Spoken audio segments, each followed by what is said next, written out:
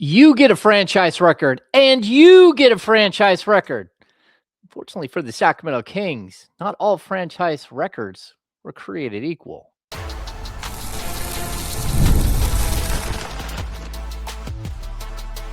You are Locked On Kings, your daily Sacramento Kings podcast, part of the Locked On Podcast Network, your team every day. Welcome in. I am James Hammer, Kings Insider for ESPN 1320, the Kings Beat, and host of Locked On Kings. Credentialed media member covering the Sacramento Kings for the last 16 seasons, also a member of the Pro Basketball Writers Association. Thank you for making us your first listen of the day. Of course, Locked On Kings is part of the Locked On Podcast Network, now the #1 sports podcast network. Today's show is brought to you by 5 Hour Energy. Have your cake and drink it too. Birthday cake flavor is back. No fork needed.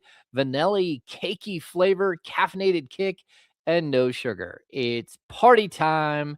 Order now at 5hourenergy.com or Amazon. Also, if you're watching here on YouTube, we'd love it if you gave us a thumbs up, subscribe to the channel, set that little chime so every time one of our shows go live, you know it, and it gives you a little alert. That would be amazing. Give us a rating and review wherever you listen to your podcast. All right, let's dive right into the show today. Our big 3 topics tonight. We're going to finish up with 6 quick thoughts, which we do after every single Sacramento Kings game. We're going to, in block number 2, we're going to talk about Max Reynaud and Malik Monk and how they're building chemistry very, very quickly. But we're going to start off the show talking about Keegan Murray. Keegan Murray finally returned to action for the Sacramento Kings. Unfortunately, his return came in a horrific 131-94 loss to the Orlando Magic.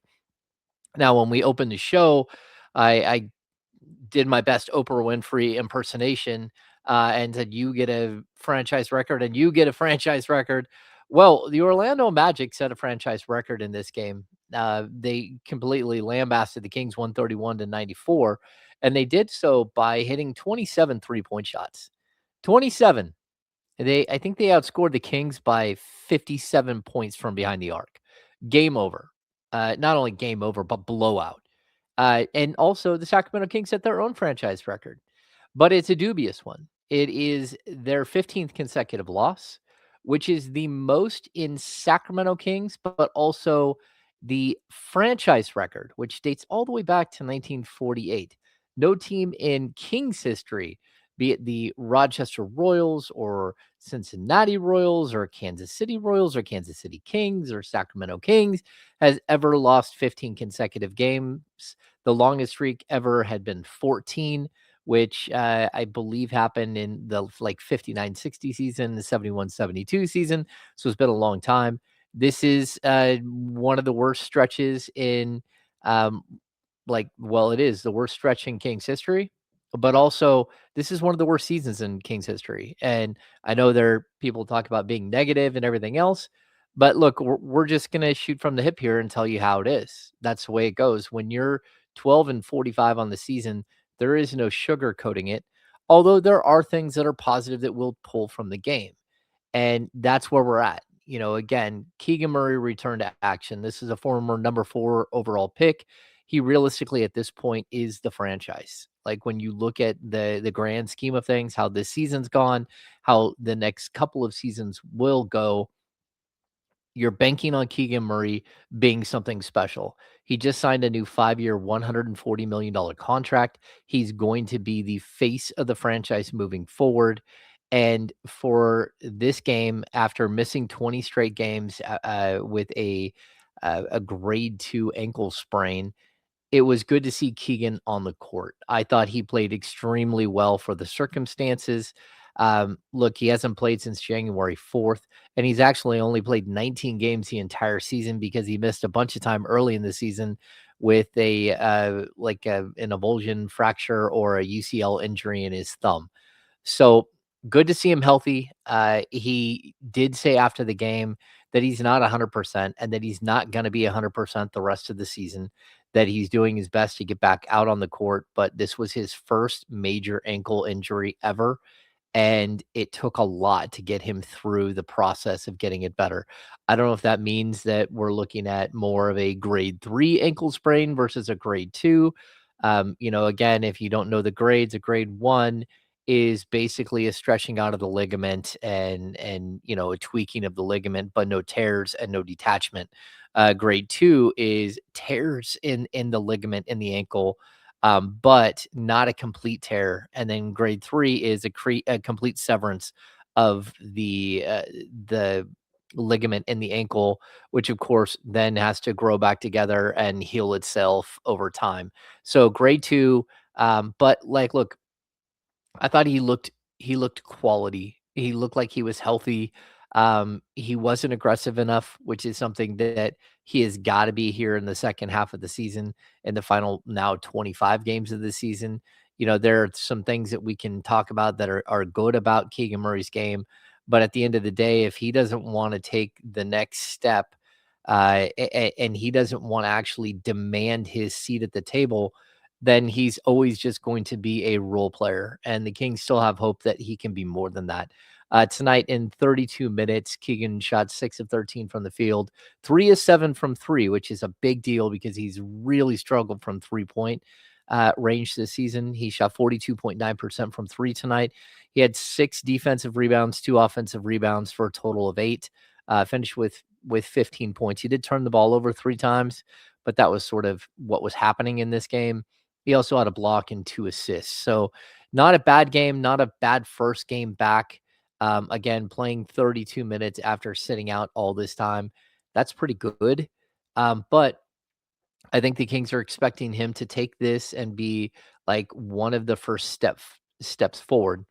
Some of the reasons why he might not have got more than 13 shots, to be honest with you, is that I'm not sure that everybody is on the same page here about what the plan is down the stretch.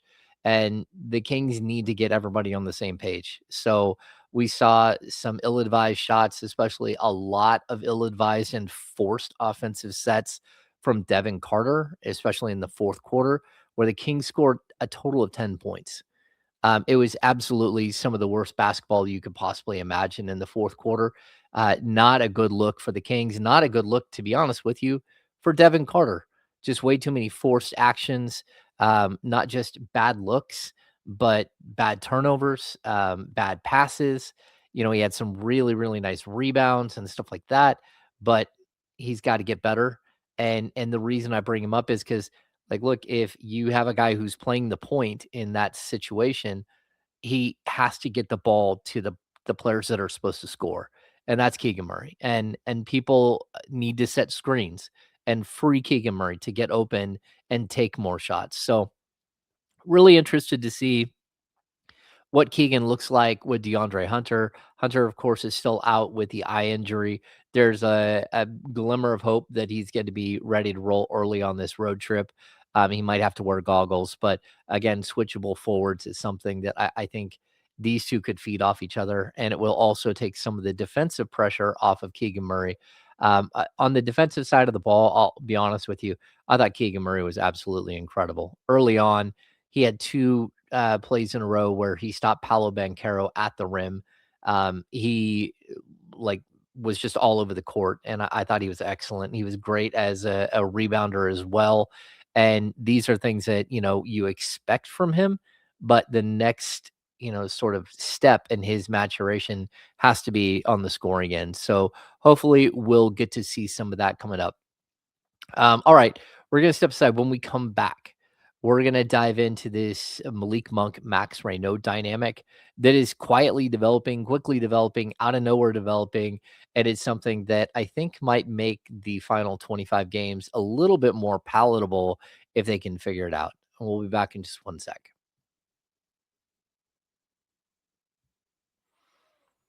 Ever wanted to experience the NBA Finals live and in person?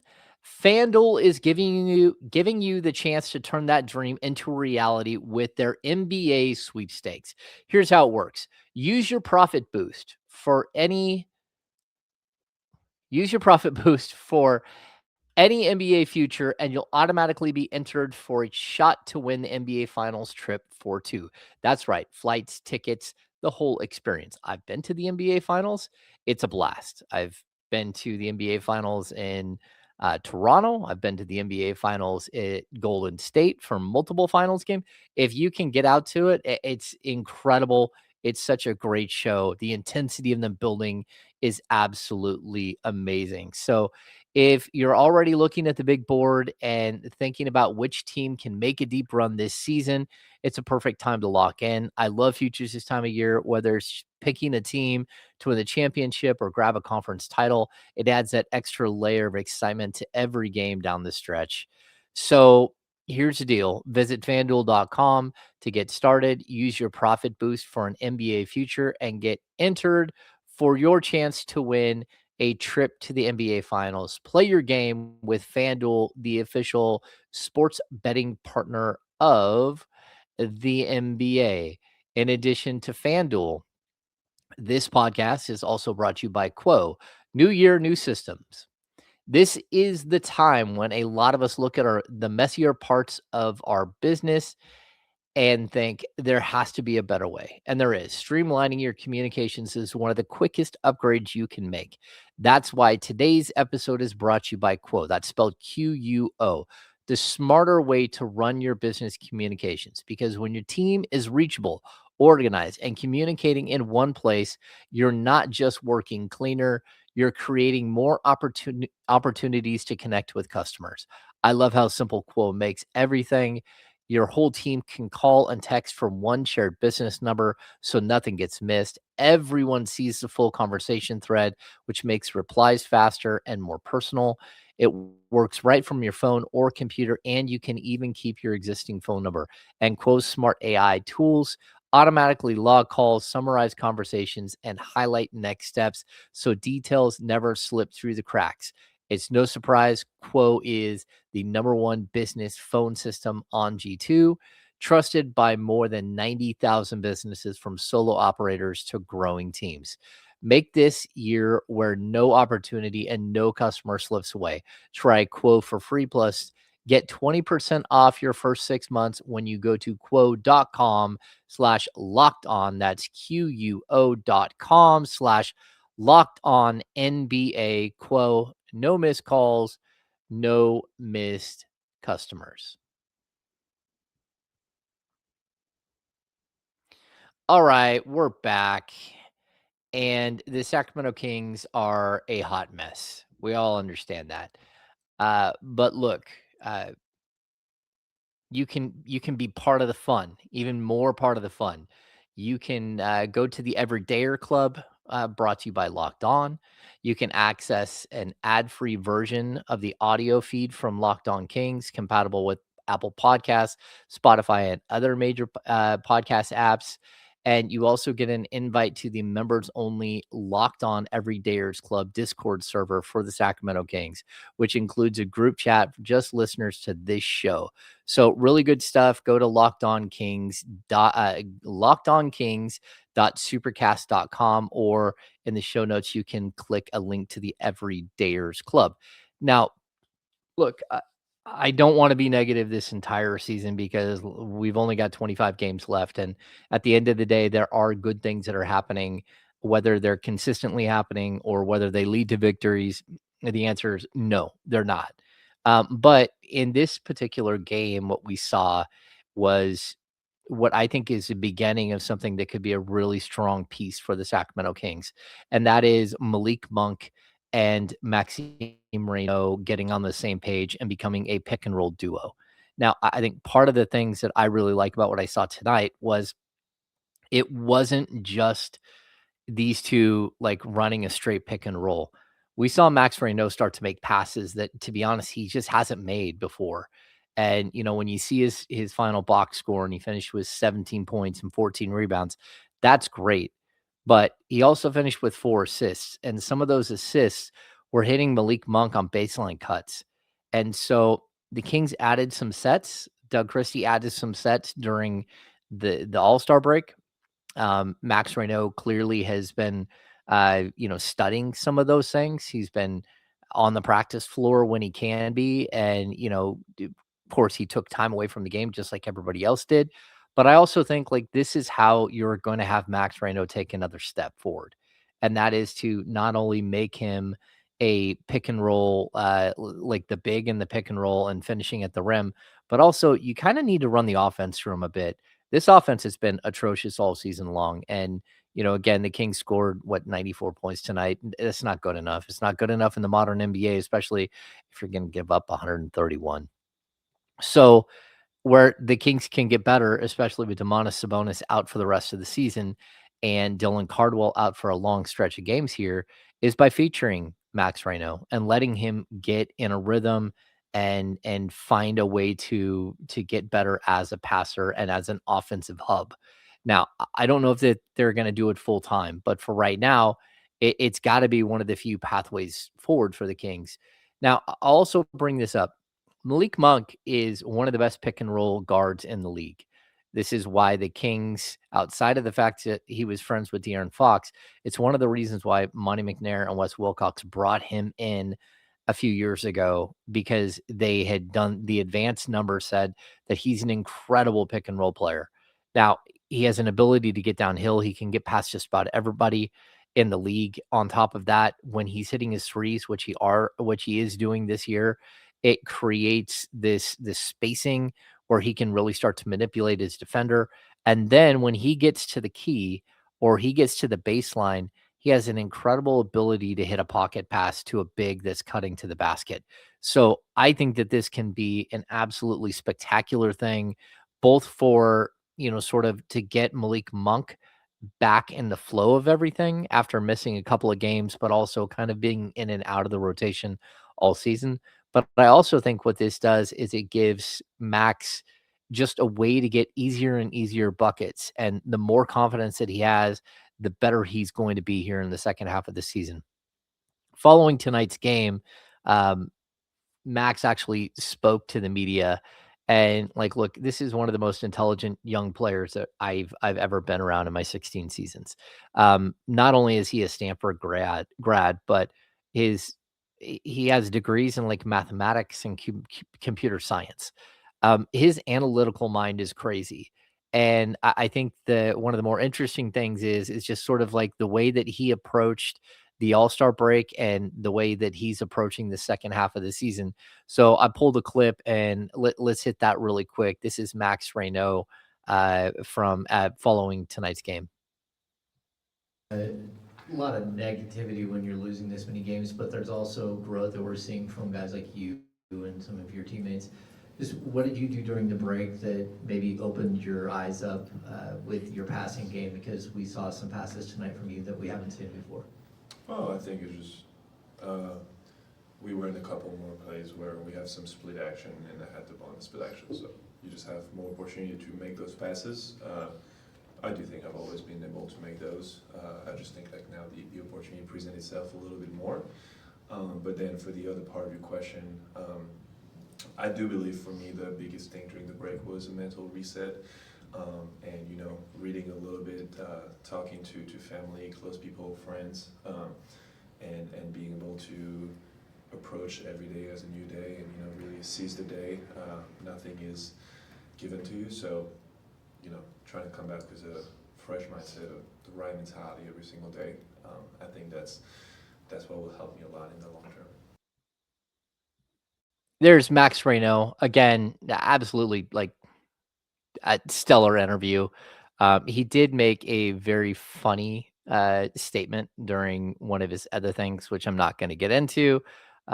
He may have said a word he probably wasn't too happy with himself about, and he may have apologized afterwards. But like, look, that's what this season's about. It's about trying to get these young players up to speed so they may be able to help you in the future. And losing this many games, it's taken a toll on everybody. It's taken a toll on Doug Christie, on the veterans, but on these young players who've never gone through anything like this. Max Reno's lost more games right now than he probably has combined in his entire life. That's what 45 losses means. I don't know if there's a point where he lost, 80% of his games before, but that's what the Kings are on pace for. They came into this game with like a 221 win percentage on the season. So that means that 78% of games they've lost this season. And it got worse because they lost again. So it's tough, but that's the way the game goes. And Max is learning on the fly, and he's getting better, and he's starting to show things. I also think it's great that he's able to get away from the game and just gain a new perspective on the sport.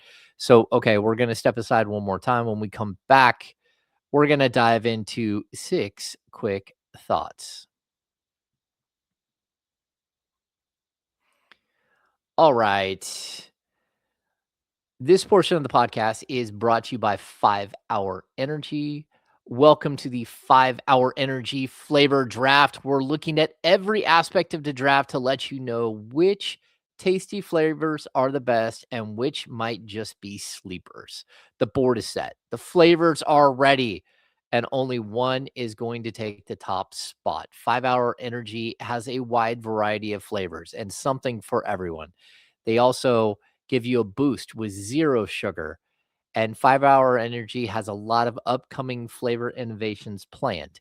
So, look, I do like the cherry flavor. It's one of the originals, the classic flavors, but I'm also partial to grape. Cherry has that bold cherry candy style flavor. It's sweet with a light tart edge, but with clean, slightly tangy finish. A grape is more like a Concord grape. It's very similar to like drinking grape juice. It's smooth, almost syrup-like profile, classic purple candy style finish. I think I'm drafting cherry number 1 overall, but grape is also good.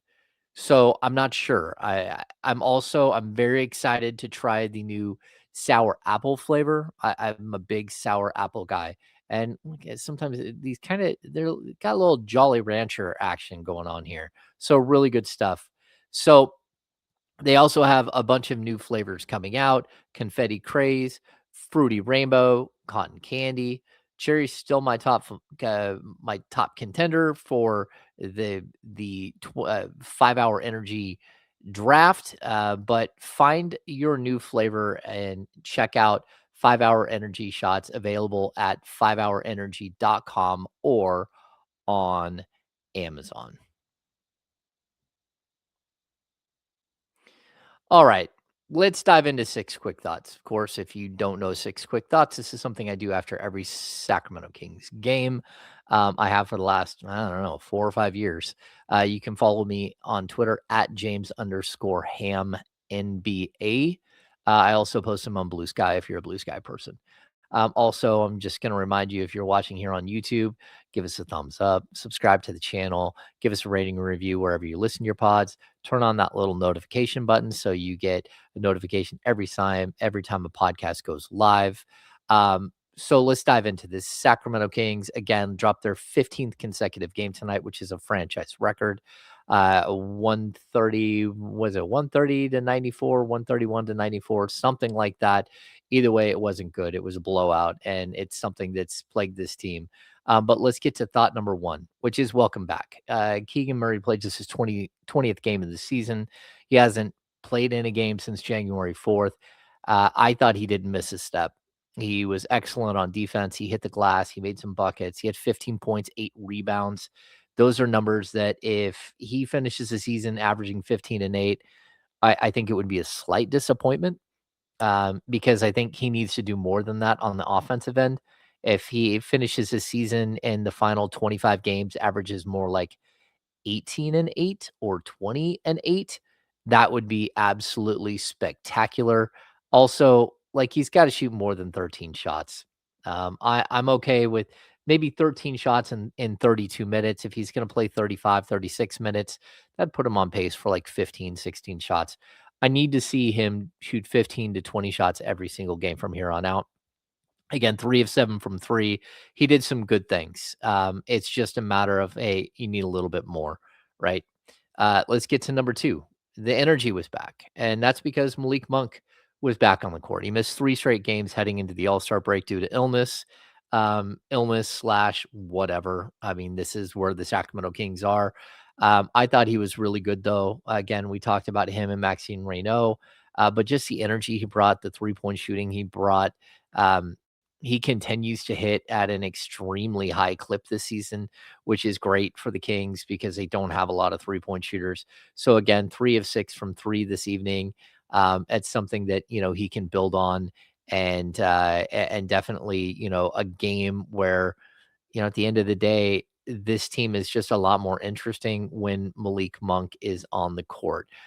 Just so I have it in front of me, Malik Monk this season is shooting an incredible 42.6% from 3, and that was before tonight's game. So he's been an absolute deadeye from 3-point range. Let's get to number 3, which is growing up. Again, we've talked about it already, but Max Reynaud is going to get the bulk of the minutes at the 5 with both Domas and Dylan Cardwell out. Cardwell will be back in a month, maybe a little bit more, but Domas is done for the season after undergoing knee surgery on Wednesday. So I really love what I'm seeing from him.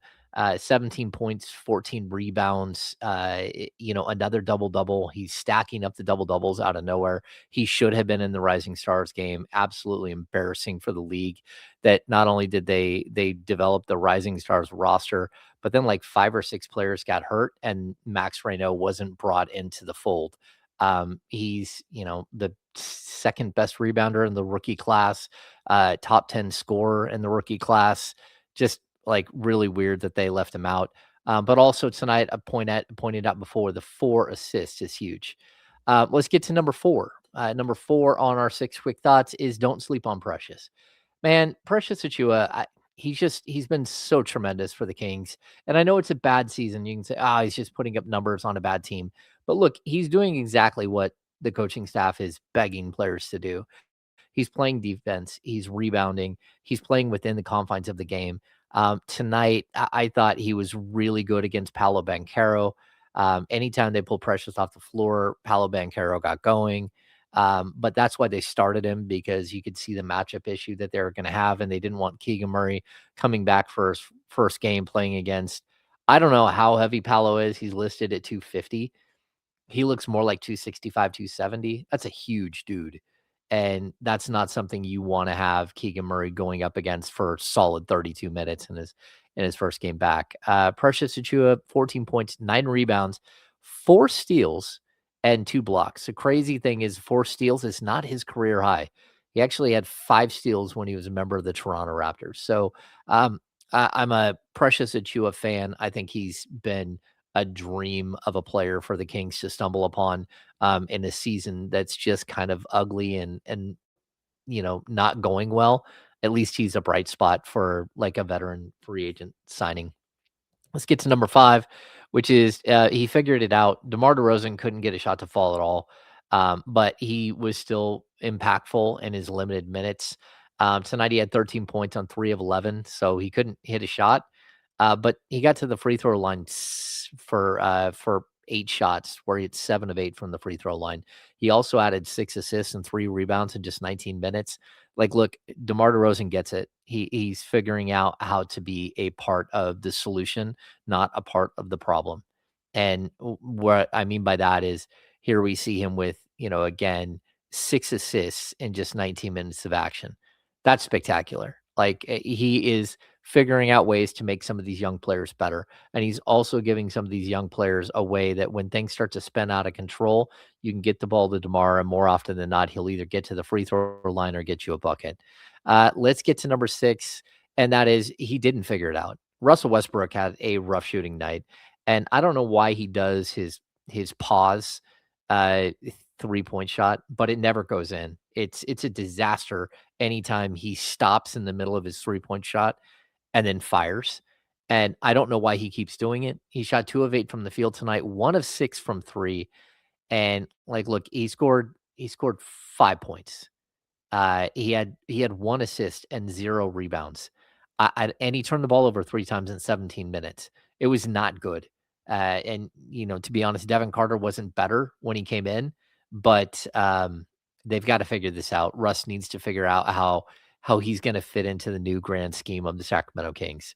at least for the final 25 games of the season. All right, that's going to do it for this edition of Locked On Kings. Thanks for sticking with us. Thanks for following all the way to the end of the show. Make sure if you never miss an episode, it's time to make it official. Join the Locked On Everydayer Club and get ad-free audio access to our members-only Discord and more, all built in for our most loyal fans. Click in the link below or go to lockedonkings.supercast.com. Also, thumbs up, subscribe to the channel, all that stuff.